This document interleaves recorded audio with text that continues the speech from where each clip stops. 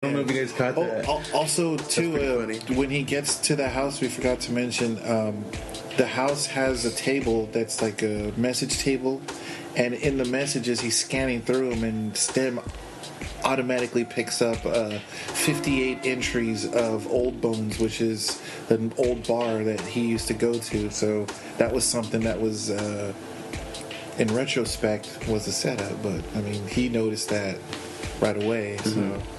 But yeah, anyways, so he goes back. Cortez pays him a visit at his garage, and kind of interrogates him, but not really. She's kind of just probing a little bit, kind of trying to see what's going on. And Stem notices that. It's like, she took a look at your boot. She's scoping you out. Yeah, she's trying to figure you out. And I think he tells her not to lie or something. He's like, we have. She has nothing on us. Yeah, tell her to scan your phone, check out your phone records. And then, that Stem thing is sick, man. Yeah, it's cool. Because she starts asking him questions like, "Where were you? Or what were you doing over there?" And then he starts to look over to the side, and he's like, "Don't look to the side. Look at her. Looking to the side is like a form of lying. She's gonna think body you're lying." Yeah, body language, and that's a real thing. Yeah, old school body language, especially because she's a cop, so they're trained for that type of shit. But yeah, she's just buying time, looking around, looking to see. I think she tries to catch him up a few times, and he's like, yo, you want to stab my leg? And she's like, maybe. All right, I'll let you go now. Let me know if you're gonna get the car or whatever. Yeah. He's like, I'm not gonna fucking sell that shit, whatever. But did you notice that part where she's like, yeah, let me know if you change your mind. Yeah, like, I'm not. There's that uncomfortable silence. Yeah, like he gives her that, like that opportunity to be like, oh no, I'm not gonna do that. Yeah. Like that's fucking stupid. But she's like, no, maybe I will. Yeah, I'm not gonna count that out. I might just stab you. She should have. I feel like she's starting to, because everything's against her. Nobody really thinks there's no way that this guy could be doing all this stuff because he's a quadriplegic, and it doesn't make sense for him to be able to do that. Yeah, she even enters his name into the database, and he's automatically ruled out because his alibi is incapable. Yeah, even in this database, it's like incapable of crime. Yeah, so. Which is ironic because that shows you that the computer can't think for itself and say, hey, well, maybe he could be committing these crimes. He could commit crime. Yeah, and she even says that later on in the film, even if he was still a quadriplegic, there are people he can hire to get these people killed. Exactly, that's what she was trying to say. I can't remember after that part. Does he? That's when he goes to the Old Bones. To Old Bones, okay. That's. And he goes there and he's like, "Hey, everybody, I'm looking for the man who killed my. I know you guys know some scumbag in here who he killed my wife." So the bar Old Bones doesn't have. It's not on the radar. There's Stem he says it like 2 or 3 times. I can't find any information on this bar on the internet. It's not listed. It's off the grid. And so he's like, we have to think of a plan before we go in there, because if not, they're gonna fucking kill us. We'll kill you. And he goes in there and he's just fucking doing the quadriplegic thing where he rolls to the bar. He goes renegade and shit. Yeah, he's like, buys a drink and he has some random dude hold it for him so he can drink it. And that's what Stem lets him know that if Aaron knows that he's leaving, he's gonna shut Stem. He'll basically lock Stem out of Gray's body. Yeah, shut him down. We forgot to say Aaron is starting to catch on that he was at the dude's place where he was murdered, and he's like, hey, this can't get out. He's like, I've been tracking you. Do you think I would let all my merchandise walk out the door without me knowing where it is? Yeah. And so that's when Gray knows, okay, so he's tracking me. And then Stem says, if he finds out that we're still pursuing this, he's going to shut me down and you're going to be paraplegic again. Yeah. And then he'll basically send a group out to go collect your body. Exactly. And Blade Runners. Yeah.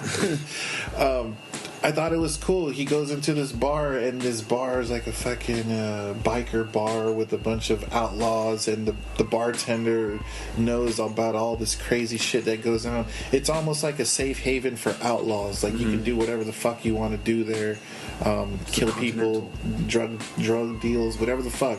And he goes there, and he sees he's in the wheelchair, Stephen Hawking style, sitting there, and he rolls up, and there's just fucking outlaws everywhere, and he's like, "Hey guys, I'm looking for the guy who killed my wife. I know there's a dirtbag in here that knows who killed my wife and made me like this," and they fucking laugh at him. And he's like, "Well, whoever it is, you know somebody, come forward or step up or raise your hand or whatever," and they all start laughing. And there's this one dude who stands up and starts clapping and walks over, and that's the guy. He's kind of a dick at first. And I like how he says, the first guy he killed, he's like, he was like that too. Yeah, he said the same thing before. Until I cut his face in half. Well, he says, if I were to punch you, you would wake up in the past. That's and right. He's like, oh, that's funny because Cirque, that's what Cirque said right before I damn near cut his head off. Yeah, and that pisses him off. Yeah. He fucking gets then he starts pushing him in the bathroom. He's like, I don't have to go pee. Because like, turn up the music. Because he knows Cirque was recently just killed, and he knows specifics on how he was killed. What's the bartender's name? I can't remember the bartender's name, but he tells him, turn the music on, and he fucking wheels him to the bathroom. He's like, I don't need to go to the bathroom. And you notice he brings like 4 goons with him, like his fucking roll dogs. And in the bathroom, there's just bullets everywhere. Shells everywhere, just all over the ground. He's like, this ain't made the it real only time nice that's for you. happened, right? Yeah, so you could tell some business has gone down in that fucking bathroom a few times. And he throws him out of the wheelchair. Yeah. He's like, and then Stem's like, I'm gonna turn off the pain receptors. Your pain receptors. And he's like, basically, he's trying to sniff him out and say, like, how the fuck did you kill this fool? And he's like, yeah, I told you, I did it. And he's like, you're fucking paralyzed.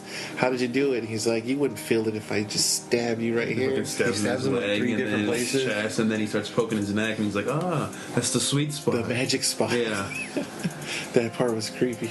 And then he's like, I need to hear you say it, that you're the one, that you took part in killing my wife. Yeah. And he's like, oh yeah, okay, I was there. And he's like, thank you. As soon as he says that, it's like instantaneous. He's like, Stem, okay. Stem comes through, and he just stands up like fucking Undertaker. Boom, just stands up. Yeah, those parts he does it a lot in that movie, dude. I like the way the camera kind of follows with him, kind of twists up. That's cool. Cinematography. It shows like he was like being controlled by something. Yeah, real. Just that cinematography really sets this film aside from everything else. Like that's kind of like it from action ones. Yeah, giving it kind of its own thing. You know, like. I kind of like the kind of some scenes where it shows the camera's kind of like behind him, but it's attached. Yeah, and it's like that following. The motion. It's like, this is. It kind of reminded me of a game, like third person. Yeah, exactly. That's pretty cool. I thought it would have been pretty cool if you can see it from the person's point of view. You know, when he's fucking with everybody, or especially when he's fighting all those guys. If you can just see it from their point of view at certain points, I thought that would be pretty cool. But yeah. I like how he starts whooping everyone's ass, yeah, and then he beats that guy shit out comes all up those behind him and he hits him. He's like, "Oh, don't think I didn't forget about you." And he's like, "Great, don't overcompensate." Yeah, he's like, "Don't get too cocky." Yeah. Thought that was pretty cool, but he fucks that guy up, man. Yeah, because he's like, he's getting ready to cut off his ear or something. Yeah. And he's like, "Oh, I can't do it, Stem." And he's like, "Let me take over. Don't worry. You can look away." Yeah, he's like, "Let me do it for you." And he's like, "Okay." He's like, you hear a bunch of cuts. And you don't even know what he does. No. Dude. And then he's like, "Don't." What he did to him. Don't worry, Gray. He'll tell you anything you want to know now. You can ask him anything now. Yeah. And then the dude's all cut up. He- laid his face. He asks his name. Yeah. He asks who paid him for the job. He says, you were just a job. And then by that time he's like bleeding out and he fucking dies. He dies, yeah. Before he can really get any solid information. And Gray's really pissed at Stem, like, you damn near fucking killed him already. Yeah, he didn't get any information. Nothing basically. solid. Nothing useful, yeah. To keep going forward. That's when he gets that cobalt earpiece, though, that's hanging out of his ear. That's Yeah, right. Stem says, oh, look at this, Gray. Yeah. So that at that point, we learn that Aaron is planning He's attempting to shut down to Stem shut him already. off, and he's Stem tells Gray, We need to find a hacker. Yep. And he's like, well, where the fuck am I going to find a hacker? Oh yeah, my black book of hackers. Yeah. And He already he's has it mapped out. I've already looked up a hacker on the black web. The dark web. Dark web, yeah. Yep. And he's like, his name is Jamie, or what is it? Her name is Jamie. Yeah, you can find her at this address or whatever. And he says the address out loud, which is a key part, because once he's going there, he's losing body strength or whatever. They go to the bar, the mercenaries that are part of the people who Fisk. killed Fisk, and he does this shit where he sticks his a finger, little needle comes out of his finger. Yeah, and that he was kinda pretty into his nuts. eye. and he downloads his memories or what he vision, saw. his life, yeah.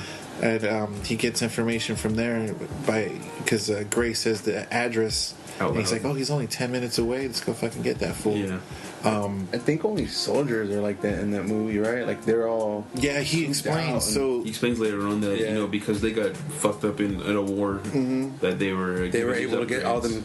Yeah. lab rats basically tested on. he goes when he's at the bar, he gets pissed because he talks to the bartender. He's like, how the fuck can you let our brother just, do you just sit back while he just fucking gets murdered in the bathroom? And he's like, I can't be your babysitter the whole time, whatever. And he's like, when I was in the war, I had a bomb go off, and I took a piece of shrapnel, and I woke up, and they gave me a whole new life, and they upgraded me.